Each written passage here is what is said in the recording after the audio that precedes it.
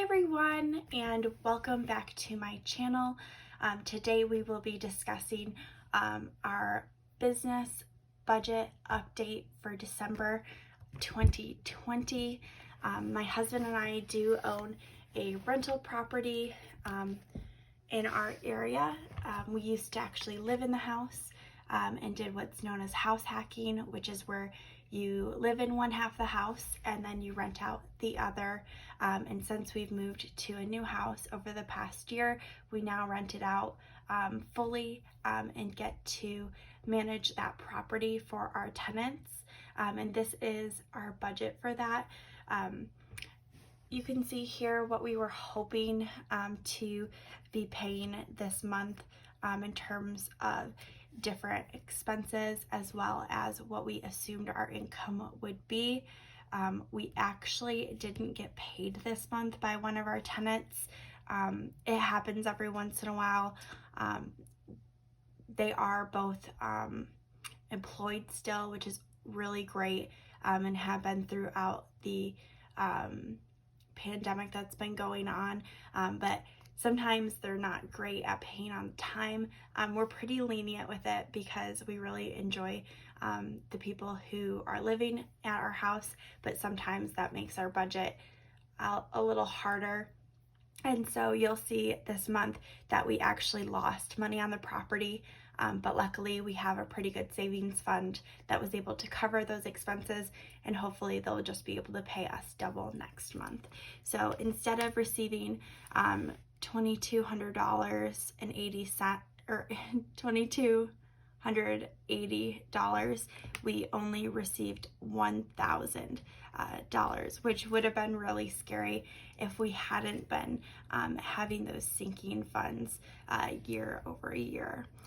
So we did pay exactly what we were expecting to in terms of our mortgage. It's fixed, and it does include our escrow account, which is why it's so high. We're actually paying back our escrow account from last year. In the coming months, that number should be going down quite a bit, which will be really exciting. We'll have a little bit more money that we can put into our sinking funds. Our internet cost was also exactly as expected. It is because it is in a contract. And then the one expense that did fluctuate was our trash.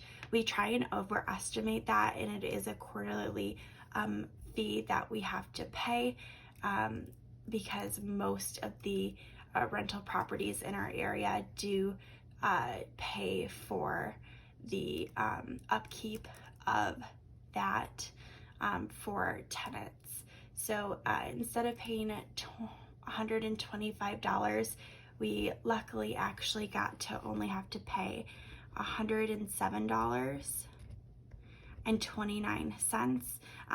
We still in the future will probably budget for that $125 because it does fluctuate a little bit.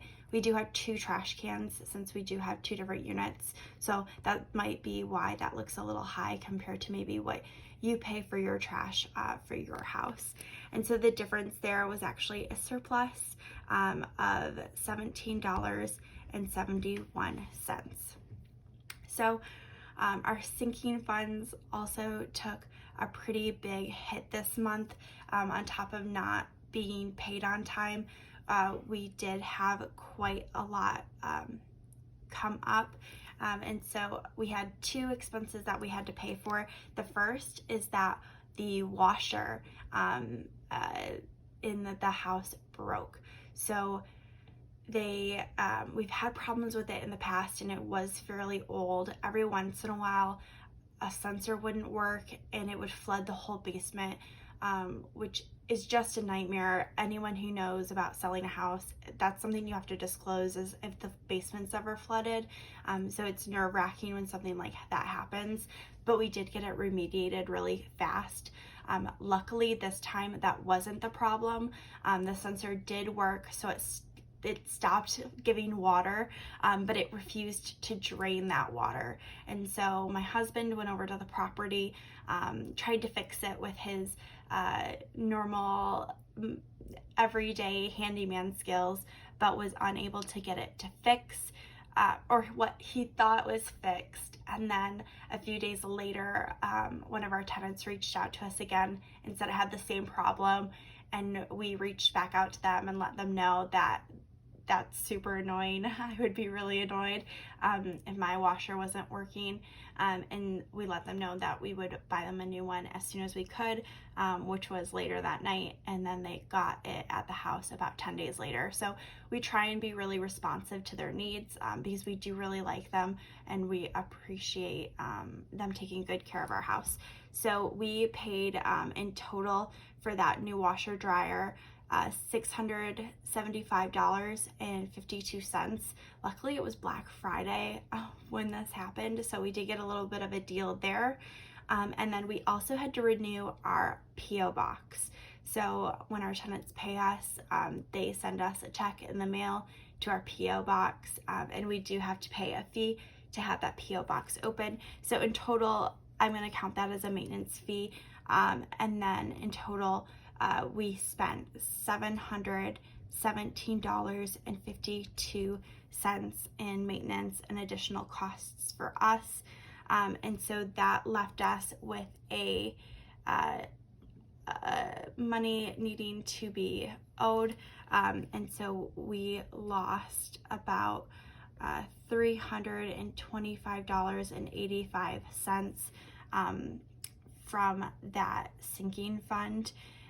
And then because we were not paid the full amount this month, and we also had that really big maintenance cost come up, we were unable to save any money for our taxes, which is kind of a bummer, but we are expecting our income to be really high next month in terms of receiving that next check. And then hopefully we will have enough by April to pay for our taxes for the year. So I'm going to go ahead and put negative $342 here. So if you'd like to learn more about our property and what it's like to be property managers, feel free to leave a comment down below.